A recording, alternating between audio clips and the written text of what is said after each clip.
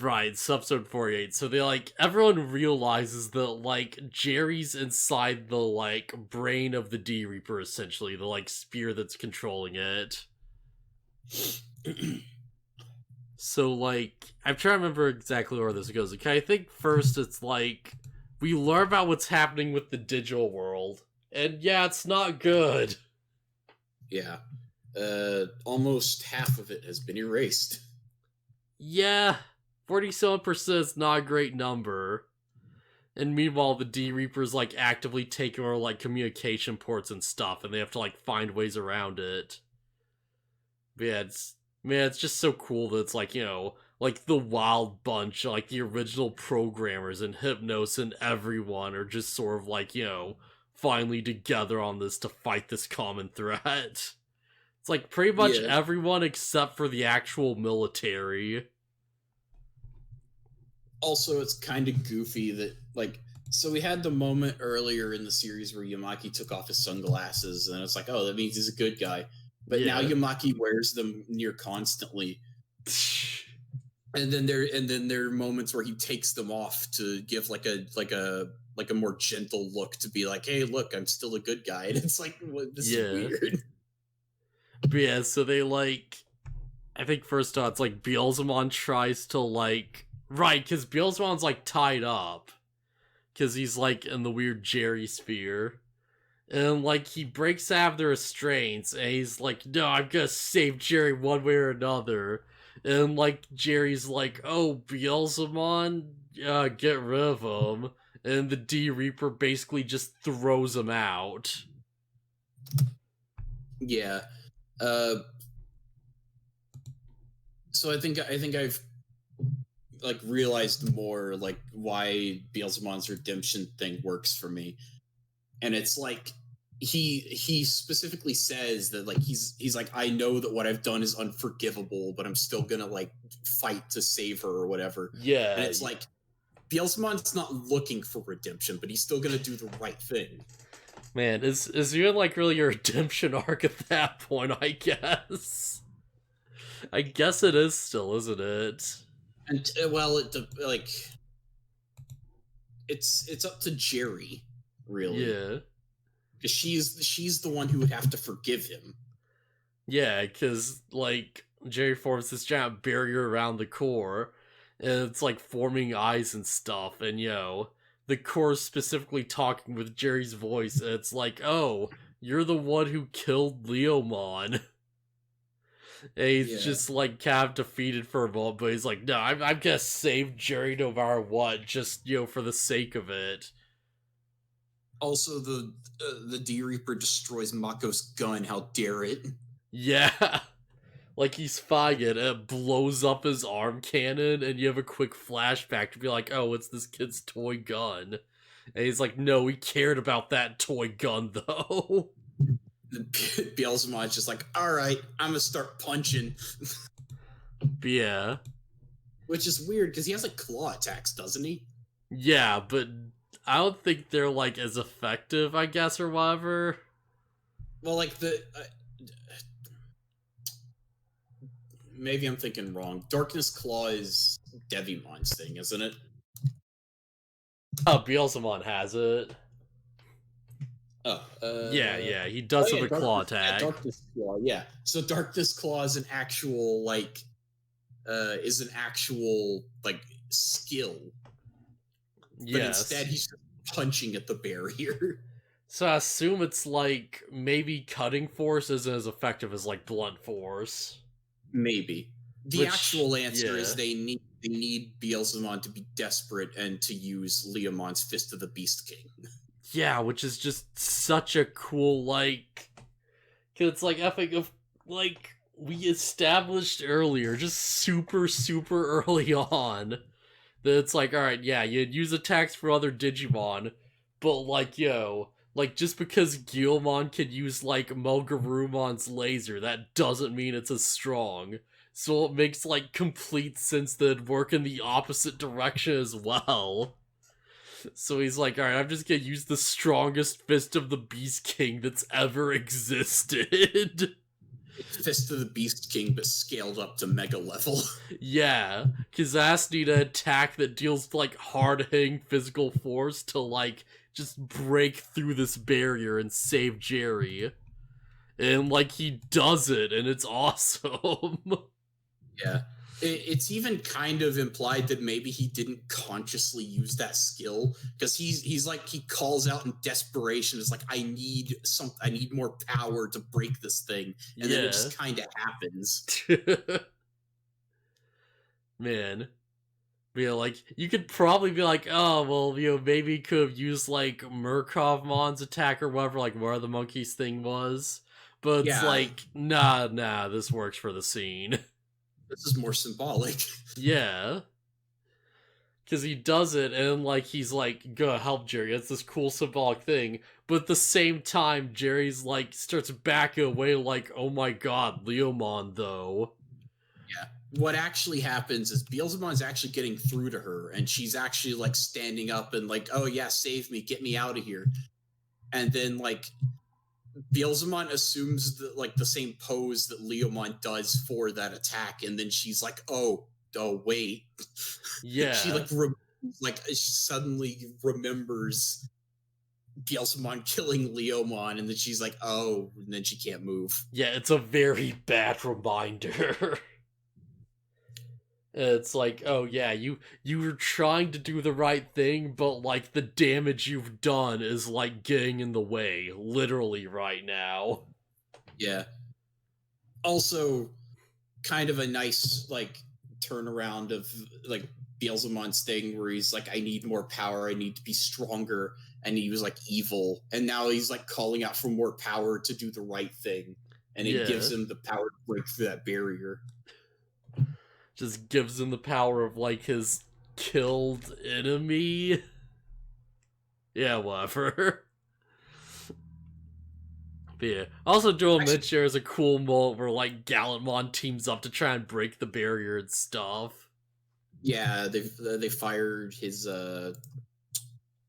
Shield of Elysian or whatever the attack is Final called. Elysium. That's it, Final Elysian, and Beelzemon fires his cannon and it spirals together to break the thing. No, it doesn't break the thing. They have to use Yugoth for it. It breaks something, doesn't it? Oh, right, no, it doesn't work. Yeah, and they're like, we need more power, and like, effing Yamaki calls them up with like a satellite uplink, and he's like, hey, we've installed Yugoth on the Granny Arc, so like, yeah, use that. And they're like, oh, I get it. But yeah, it's cool because like it just shoots a big energy beam, and you see like the 3 like energy orbs form before it does it. Yeah. Also worth noting that nobody knew that the kids were fusing with their Digimon. Yeah.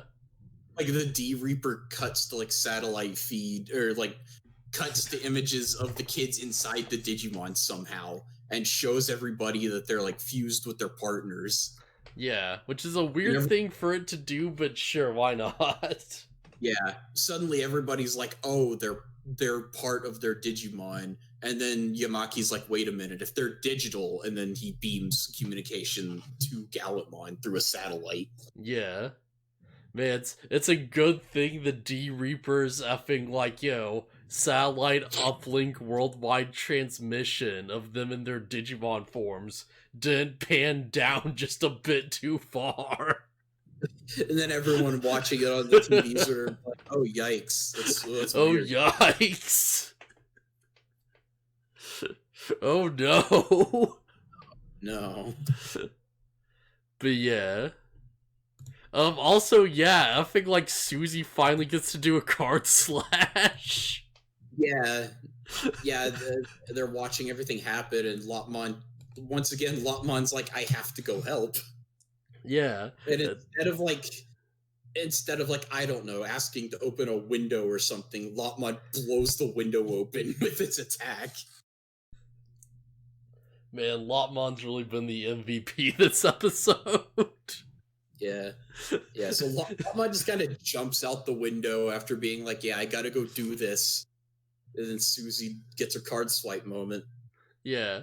Like, power of flight, I think. I think it's just a general purpose, like, ability boost. Maybe. Because yeah, we don't necessarily see exactly what it does, except that it makes Antilobon fly and she's strong. Yeah, gives her the power to like fly off really fast and then like save effing Kazu from being killed by agents. Yeah. Also, we get this weirdly terrifying image of like half silhouette effing Susie just smiling it off. I mean, it's fitting. That's her facial expression. That's what she does. And then you just add the weird, like, dramatic card / scene, so it makes it look like that. Oh, it looks so out of place. Susie's going to eat your soul. Susie's gonna wreck an agent. Also, I believe that card is called King's Device, and Susie calls out Queen's Device. Yeah, I think that's what might actually be, because, like, yo, I remember that's what is a Digimon Rumble Arena. You remember? I don't. I'd have to see the card again. Because, like, Queen's Digivice was one of the, like, item cards you can get at Forces Evolution. Ah. Yeah, it's, like, the same sort of, like, you know, shell and stuff. Yeah, I remember that super specifically. Okay, yeah, I see. Yeah, I remember that card. It's just, I think Rio calls it King's Device. And then Susie calls it Queen's Device, because of course she does. Yeah, so like, that happens. Anything else that really happens this episode? Because, like, I think it just ends with, like, the barrier of just, you know, still being up and all crazy and stuff. The barrier's still up, and Beelzemon is unable to save Jerry. And then there's like these earlier in the episode, Gallantmon's being attacked by like these weird tiles. Yeah, and one of them like stabs through Beelzemon. Yeah, they come around to attack them again, and Beelzemon takes a crap load of them to the back, and he's like starting to fade away as he falls. It honestly feels like the most effective thing the D Reaper has done so far. Just launch a crap load of heat-seeking tiles. Yeah, which is fine, because this is, you know, it's more about the characters and the drama of, like, saving Jerry and stuff, but still. Yeah, this episode ends with Beelzemon, like, falling from the barrier, saying, I can't let it end here, and then the episode just ends. Oh man, so like foul thoughts, I guess. Climax of Tamers is good. Yeah, crap's getting real. Crap's getting interesting. This feels like Apocalypse shows up in the original series, and they deal with him in like one episode. The D Reaper is a whole arc. Oh yeah, definitely. This is the get real arc where everyone just, you know, has to like, you know, get their crap together and just go for it. Like this might be the most effective real world arc so far, honestly. Cause like the threat's just so crazy and like alien and just nuts. And it actively feels like everyone has to like grow up and like, you know, like go through all this stuff to make it work, really. Yeah. And it's like we see the effect it's having on the real world, and they cut to the digital world, and it's like, yeah, almost half of it is destroyed. Yeah, dang. So man, how does it feel that there's only like one more episode of this left? And we'll be like going on break from Digimon for probably like a month or something. I mean, yeah, I've enjoyed it. Watching through Tamers again has been fun. Man, yeah. Because, like, next, like, podcast episode might be it for a good while. It won't be too long, I don't think. Like, just to get through Shadowbringers, if we do story stuff fairly frequently, and only do like the role quests like on Tuesdays or something, we should get through it pretty quickly. Man, because You have to keep in mind that we probably should do more story stuff than the role quests, because you have like the entire patch cycle to get through, not just the main Shadowbringers story. Yeah. Man, would it be crazy if we finished off Shadowbringers right as Endwalker comes out? And it's well, I gotta do this now. Endwalker's not coming out until like October. Or like fall. Oh man. I think we should be able to get through it if we don't get delayed too much and like all that stuff. Oh man, that's gonna be interesting. Cause like it'd be cool if we managed to get through it and like, well, I mean, I guess we probably won't be through it at the point where it's like gonna be fresh and stuff, but still. Yeah. Well, once we get past the first like the vanilla expansion of Shadowbringers, you'll be at level 80 and there won't be a bunch of side quests to do, and it'll just be story. Yeah.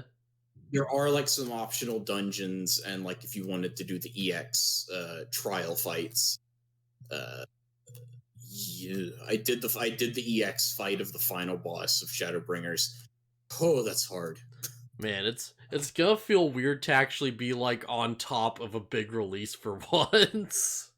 It's a pretty cool feeling. I was ready for Shadowbringers when it dropped, and it's like, oh yeah, I get to play through with everybody, and there's like people populating the zones and everything, and it's really cool. Yeah, man. Like, quick questions. Like, well, no, you played through. You didn't stream, right? I didn't stream Shadowbringers. If that's what you're asking. No. Yeah. Because I'm honestly wondering, like, whether or not that's even gonna, like, bring in views, or if we're just gonna get buried extra hard. Because I see it going both ways. Well, people are gonna be streaming Endwalker when it comes out. Pat streamed Shadowbringers and didn't get very many views because people were like, oh, I gotta play through it myself, though. And so that's interesting. Yeah, so Pat decided that, he probably wasn't going to stream expansions anymore, which is a bummer because I liked me and most other people want to see his reaction to stuff, even if we're not there for the actual live stream.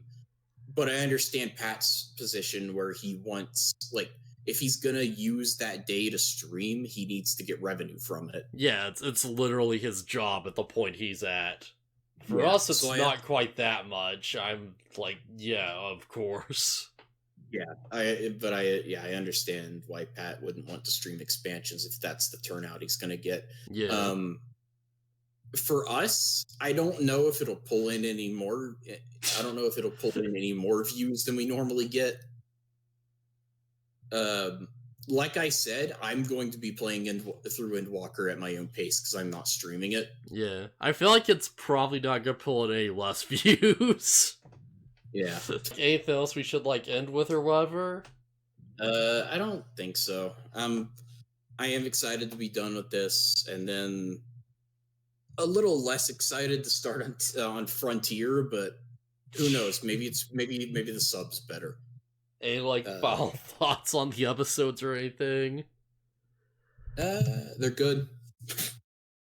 Yeah, no, crap's good.